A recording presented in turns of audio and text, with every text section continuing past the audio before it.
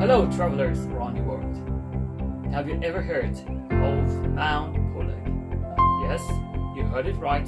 I said Mount Pulag. Let me tell you something about Mount Pulag. Mount Pulag is the third highest mountain in the Philippines.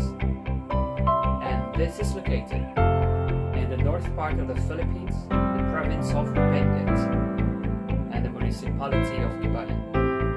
Cabayan is about 4 hours drive and 3 hours drive away from the city of Baguio, the summer capital of the Philippines.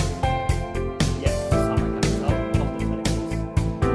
And if you're traveling from Manila, it's about 4 to 6 hours drive to the city of Baguio, the summer capital of the Philippines. Now, if you're looking for a different adventure,